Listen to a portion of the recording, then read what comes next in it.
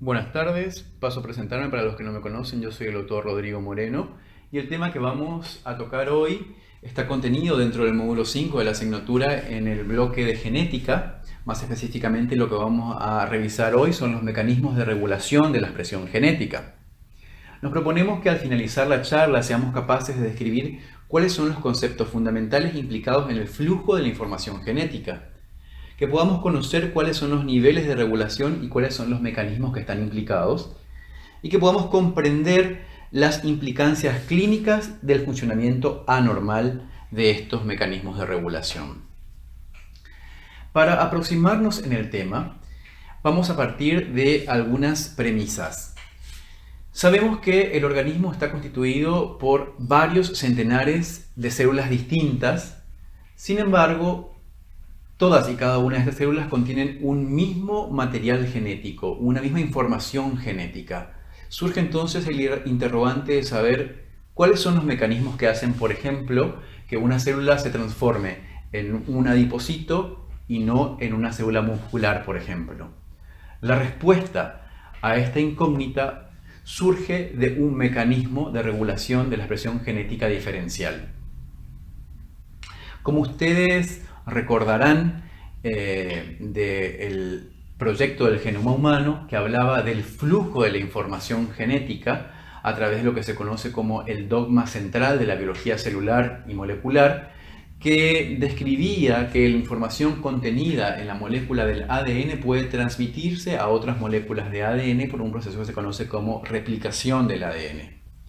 A su vez, la información contenida en el ADN puede transmitirse a moléculas de ARN por un proceso que se conoce como transcripción. El flujo inverso de la información, es decir, del ARN al ADN, también es factible, y el proceso que se lleva a cabo para este procedimiento es la de transcripción inversa. A su vez, la información de un ARN puede ser transmitida a otra molécula de ARN por el proceso de replicación del ARN. Y finalmente, esa información del ARN puede traducirse al idioma de los aminoácidos para la síntesis de las proteínas por el proceso de traducción. De este flujo y de estos conceptos surgen las actuales disciplinas holísticas de las nuevas ciencias ómicas, como por ejemplo la genómica, la transcriptómica, la proteómica y la metabolómica. Estas disciplinas estudian la totalidad de los componentes de cada uno de sus partes. Así, por ejemplo, la genómica, al estudiar la totalidad de los genes de una célula en un momento determinado, determinaría lo que puede llegar a pasar, ¿sí? La transcriptómica, a través del estudio de todas las moléculas de ARN presentes en esa célula, determinaría lo que parece que está ocurriendo. Y la proteómica, a través del estudio de todas las proteínas de esa misma célula, determina lo que hace que algo ocurra. Y la metabolómica determina lo que ha ocurrido o lo que está ocurriendo en este momento. De esta cascada de las ómicas surge finalmente la manifestación fenotípica de una célula y en el conjunto de las manifestaciones fenotípicas de un individuo. Antes de empezar a profundizar en cada uno de los mecanismos de regulación, creo conveniente que recordemos lo que entendemos por gen. Recordemos que un gen es un segmento del ADN que tiene la información necesaria para codificar una proteína y que a su vez está constituida por una región estructural, que es la que se va a transcribir, y una región reguladora, que es la que va a determinar la cantidad y el momento en la que se va a transcribir este gen, ¿sí? A su vez, esta región estructural que se transcribe posee porciones que se van a transcribir, pero que no se van a traducir, que se conocen como intrones, y porciones que se transcriben y se traducen, que corresponden a los exones. Más adelante vamos a profundizar un poquito más acerca de esta estructura. En líneas generales podemos decir entonces que la regulación de la expresión génica puede llevarse a cabo en tres niveles. Por un lado, en la regulación epigenética, por otro lado, la regulación de la transcripción y por otro lado, la regulación de la traducción.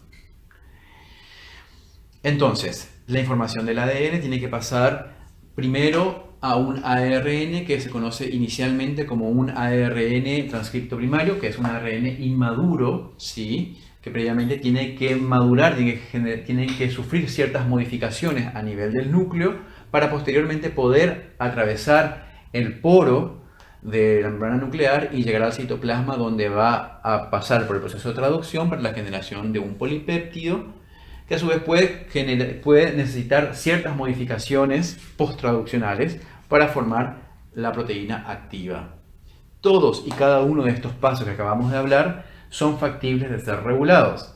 Hablamos entonces de distintos niveles de regulación y una compartimentalización de la regulación. Por un lado, una regulación a nivel nuclear, por otro lado, la regulación en el paso de esa información del núcleo al citoplasma y por otro lado, la regulación a nivel del citoplasma. Comencemos ahora hablando de este primer nivel, es decir, del control pretranscripcional. Y estamos hablando fundamentalmente de la accesibilidad de la molécula del ADN para transcribirse. Como ustedes recordarán, el ADN, que forma parte de la cromatina, se encuentra fundamentalmente bajo dos formas, una que se conoce como eucromatina y una que se conoce como heterocromatina. La diferencia entre una y otra está dada por el grado de compactación de ese ADN, que como recordarán intervienen ciertas proteínas histónicas y no histónicas que van a facilitar un mayor o un menor grado de compactación. Entonces, la eucromatina es la cromatina que se encuentra habitualmente descondensada, y que por lo tanto va a ser factible de que los genes que están aquí contenidos puedan ser expresados. Y la heterocromatina es la cromatina que va a estar compactada, bien estrecha dentro del núcleo. Y esta heterocromatina puede ser constitutiva, como las que permanentemente están compactadas. Por ejemplo, la heterocromatina que forma parte de los centrómeros o de los telómeros de los cromosomas, que tienen otras funciones, pero no la expresión de genes. O pueden ser heterocromatinas facultativas, es decir, que en determinadas células o en determinadas situaciones o momentos de la vida de una célula pueden descondensarse y formar eucromatina para que puedan expresar sus genes. A su vez, también a este nivel de control pretranscripcional pertenecen también las señales epigenéticas o modificaciones epigenéticas. Estas modificaciones epigenéticas se refieren a modificaciones de la regulación o modificaciones de la activación de los genes de largo plazo, o sea, a largo plazo. Y nos permiten, por ejemplo, entender cómo una célula del hígado no se puede transformar en una célula del ojo, por ejemplo. No porque tengan una información genética diferente, sino porque tienen activados unos genes y reprimidos otros que son diferentes según qué tipo de célula estemos hablando. Estos mecanismos de modificaciones epigenéticas incluyen fundamentalmente modificaciones a nivel o del ADN o a nivel de las histonas. A nivel del ADN, la modificación que se puede realizar es la incorporación de un grupo metilo al residuo citosina de grupos conocidos como GC. La incorporación de un grupo metilo a estas regiones GC de un gen las reprimen, ¿sí? O sea, un gen que está asociado con grupos metilo, un gen que contiene grupos GC metilados, va a estar reprimido. Este tipo de represión de genes por medio de metilación se lleva a cabo, por ejemplo, en la anulación del cromosoma X en las mujeres. Como ustedes recordarán, las mujeres poseen dos cromosomas X, ¿sí? Sin embargo, solamente uno de ellos está permanentemente activo y el otro está anulado. La anulación de este cromosoma X se lleva a cabo a través de modificaciones epigenéticas, más específicamente a través de metilaciones del ADN. Por otro lado, dijimos que podemos realizar modificaciones a nivel de las histonas. Ustedes recordarán que las histonas son las proteínas que se hacen, proteínas con fuerza, con polaridad, con cargas positivas, que a través de esto permiten asociarse a las moléculas de ácido desoxirribonucleico y permiten formar distintos grados de compactación, ¿sí? Estas histonas a su vez también pueden ser modificadas a través del agregado de un grupo fosfato, o de un grupo acetilo, o de un grupo acetilo, o de un grupo metilo. Por ejemplo, el agregado de un grupo acetilo a las histonas hace que estas histonas estén más relajadas, menos condensadas, y por lo tanto hacen más factibles que puedan expresar los genes contenidos en su rulo. Y a su vez, las histonas que están desacetiladas están mucho más compactas y por lo tanto están más difíciles, por lo tanto es una porción del ADN que es más difícil que pueda expresar los genes que están contenidos. Tenemos entonces dos situaciones. En esta situación, el ADN metilado y histonas desacetiladas. En esta zona no hay expresión genética porque es un ADN condensado. Y en esta otra situación que tenemos histonas acetiladas y ADN no metilado, están en una cromatina menos compacta y por lo tanto aquí sí puede haber expresión genética. Estos mecanismos también epigenéticos están relacionados con lo que se conoce impronta genómica o imprinting genómico o sello genómico, y que está relacionado con que determinados genes pueden expresarse diferente según el gen que se expresa derive del padre o de la madre. Más adelante vamos a entrar un poquito más en este tema cuando hablemos de una aplicación clínica.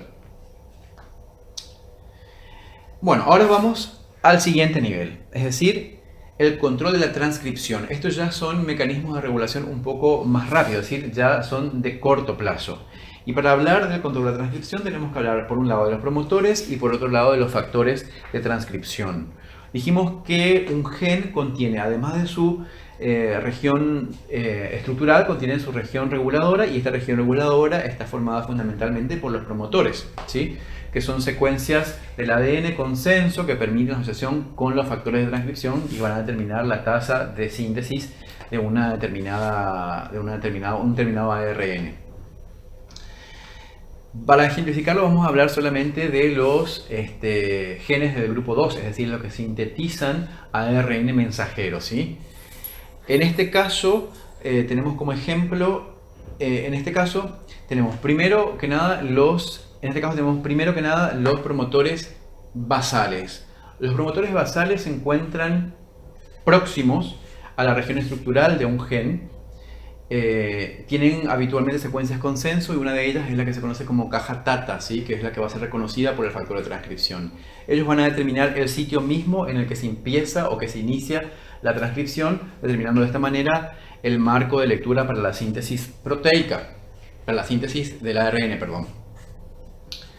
Por otro lado tenemos los elementos proximales. Los elementos proximales también contienen secuencias consenso, como por ejemplo las cajas CAT o los GC, que son los mismos que vimos recientemente, ¿sí? Que pueden estar dispersos, pero habitualmente están próximos también a la parte que se va a transcribir del gen. Y estos tienen como función la de modificar la tasa de transcripción de este gen, aumentando o disminuyendo. En el caso de que hablemos de genes constitutivos, es decir, genes que están permanentemente activos, ¿sí? Que están permanentemente expresando su respuesta, solamente son necesarios la presencia de estos dos promotores, es decir, de los promotores basales y de los elementos proximales. Sin embargo, existen otros genes cuya actividad no es constante, no son constitutivos. Por lo tanto, estos van a tener otro mecanismo de regulación, y esto está dado a través de los elementos distales. Los elementos distales pueden estar a varios miles de pares de bases de distancia de la porción que se va a transcribir, o incluso pueden estar en otro cromosoma, y ellos van a determinar pues, estos pueden actuar como aceleradores o como enlentecedores de la transcripción, o sea, actuando como enhancers o silencers. Bien, casi tan importante o más importante que la ARN polimerasa son los factores de transcripción. En el caso de los promotores basales, dijimos, aquí se van a asociar los factores de transcripción generales, ¿sí? Dentro de eso tenemos el factor de transcripción 2, que está constituido por un lado por un TBP, o sea, proteína de unión Akh-Tata, y por otro lado un conjunto heterogéneo de proteínas y ribonucleoproteínas que van a permitir la asociación del complejo macromolecular y la llegada de la ARN polimerasa para la síntesis del ARN. Por otro lado, en los elementos proximales se van a unir los factores de transcripción proximales. Y dentro de eso tenemos, por ejemplo, el factor de transcripción de unión a CART y los SP1. Como dijimos, esto es lo que van a determinar son la tasa de transcripción, van a determinar el número o la frecuencia con la que se va a transcribir ese gen. Y finalmente tenemos los factores de transcripción inducibles, que son los que se van a unir a los elementos distales y van a actuar, como dijimos, o facilitando o dificultando el agregado de todo el complejo macromolecular para la síntesis del ARN mensajero, actuando de esta manera como enhancer o como silencer, activando o reprimiendo la activación de determinados genes. Este tipo de factores de transcripción generalmente están regulados hormonalmente, como por ejemplo pueden ser las que están reguladas por las hormonas esteroideas o por los glucocorticoides. Una vez que ya tenemos nuestro transcripto, que tenemos transcribido, una vez que ya tenemos el transcripto del ARN mensajero inicial, este ARN es un ARN inmaduro, que se conoce como ARN transcripto primario, y que todavía no está en condiciones de pasar al citoplasma para traducirse a proteína. Debe primeramente sufrir algunas modificaciones. La primera de estas modificaciones que se producen a nivel nuclear es el agregado del capuchón, ¿sí?, o caperuza en el extremo 5', que es la incorporación de un nucleótido, que es la 7-metilguanosina, que tiene fundamentalmente dos funciones. Por un lado, actúa como protector del ARN para evitar que sea degradado por las exonucleasas, y por otro lado, más adelante va a facilitar el reconocimiento del ARN por los ribosomas para el inicio de la traducción. El siguiente de las modificaciones que se generan para la maduración es el agregado de una cadena de poli-A a nivel del extremo 3', y esto es llevado a cabo a través de una ARN polimerasa que solo utiliza adeninas para agregar a este extremo y que no utiliza un molde de ADN para sintetizar esta cola de poli-A. Esta cola de poli-A también tiene dos funciones fundamentales. Por un lado también la de protección del ARN inmaduro de la acción de las exonucleasas, y por otro lado está relacionado con el reconocimiento del ARN maduro por el poro de la membrana nuclear para poder transportarse por medio de un mecanismo activo al citoplasma para que pueda ser traducido. El siguiente de los pasos que también se incluyen dentro de lo que es la maduración del ARN transcripto primario corresponde a la eliminación de los intrones y el empalme de los exones, que son, dijimos, las secuencias del gen que se van a transcribir y que no se van a traducir. Esto es lo que se conoce como splicing, ¿sí? Este también es un mecanismo importante de regulación de la expresión genética, ya que permite realizar lo que se conoce como splicing alternativo, que sería algo así como un barajado de los distintos intrones y exones, permitiendo a partir de un mismo ARN transcripto primario poder obtener distintos ARN mensajeros maduros. Otras de las modificaciones que pueden sufrir el ARN mensajero antes de su salida al citoplasma es la edición del ARN o riboedición. Como ejemplo tenemos lo que sucede con las ApoB Ustedes recordarán que las ApoB son uno de los componentes proteicos más importantes de las lipoproteínas de los kilomicrones y los VLDL. Estas dos proteínas, si bien son diferentes, están expresadas, mejor dicho, su información está contenida en un mismo gen, pero que se expresan de manera diferente a través de un mecanismo de riboedición. ¿En qué consiste este mecanismo de riboedición? En las células del enterocito del intestino delgado existe una enzima que se expresa que se llama citidina desaminasa. Esta enzima expresada en el enterocito, la citosina desaminasa, permite modificar el nucleótido citosina y transformarlo en uracilo. Esta modificación de este único nucleótido hace que se modifique ese codón. Entonces, el codón que anteriormente era CAA, que codificaba para un aminoácido, ahora se transformó en UAA. Y el UAA, ustedes recordarán que es un codón de terminación de la traducción. Entonces, cuando se inició la traducción a nivel del citoplasma y alcanza este codón, automáticamente se corta, se interrumpe la traducción y por lo tanto lo que se obtiene es el 48% de esa proteína original, la ApoB100, que en este caso forma entonces la ApoB48, que es la que va a formar parte de los kilomicrones. Al no estar expresada esta enzima citidina desaminasa en el hepatocito, se sintetiza la proteína completa, el ApoB100, que es la que forma parte del VLDL y el LDL. Bien, ya con el ARN mensajero maduro y ya en el citoplasma, acá el mecanismo fundamental de control es el control de la traducción. Y el control de la traducción acá está fundamentalmente relacionado con la vida media de ese ARN mensajero. Ni bien llega el ARN mensajero al citoplasma, es factible que pueda ser atacado por exorribonucleasas que empiezan a degradarlo. ¿Sí? Entonces, esto van a determinar que rápidamente este ARN sea lavado del citoplasma. Por otro lado, también existe otro mecanismo de regulación, que es lo que se conoce como ribointerferencia. En el citoplasma existen otras moléculas de ARN pequeñas que se conocen como microARN y ARN pequeñas de interferencia, que son ARN que están formados por fragmentos cortos de nucleótidos y que tienen la capacidad de asociarse por complementariedad con determinados ARN mensajeros maduros. Y de esta manera pueden bloquear la traducción o pueden facilitar la degradación por las ribonucleasas.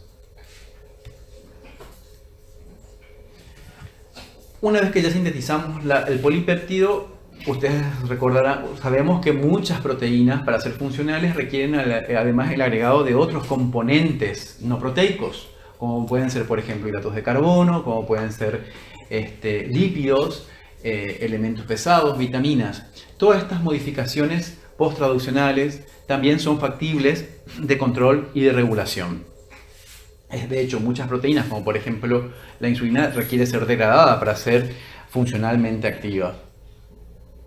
Bien, como aplicación clínica, hoy cuando habíamos hablado de lo que son los mecanismos epigenéticos, habíamos hablado de la impronta genómica y dijimos que eran mecanismos que permitían una expresión diferente de un mismo gen según este sea heredado del padre o de la madre. Existen entidades patológicas de tipo hereditario, ¿sí? Por modificaciones en un gen, en un cromosoma conocido, que es el cromosoma 15, en un brazo también conocido, el brazo corto, y específicamente estamos hablando del gen que codifica para una enzima ubiquitina transferasa, que va a tener una expresión diferente, ¿sí? Si esta modificación se hereda o del padre o de la madre. Y esto está dado fundamentalmente por una diferencia en lo que se conoce como imprinting. Así, por ejemplo, si la modificación es heredada a partir de la madre, el síndrome que se va a generar es el síndrome de Angelman. Sin embargo, que si esta misma modificación se hereda del padre, el síndrome que se constituye es el síndrome de Prader-Willi. Como conclusión decimos entonces que los mecanismos de regulación de la expresión genética son procesos altamente regulados y controlados que están presentes en las células del organismo desde la primer célula o formación de la célula huevo o cigoto, y que van a ser fundamentales para que éstas se puedan diferenciar en las distintas estirpes celulares y a su vez puedan generar los distintos tejidos y a su vez un organismo completo. Y que de su adecuado funcionamiento depende también el adecuado funcionamiento de todo el organismo, y por lo tanto, si existe alguna alteración en alguno de estos pasos o procesos, van a tener algún tipo de repercusión clínica. Esta es la bibliografía sugerida, y para finalizar también tenemos como propuesta una actividad que es la que está subida en el aula virtual, que es la lectura de un paper relacionado con el tema, que a partir de ahí puedan responder a una serie de preguntas.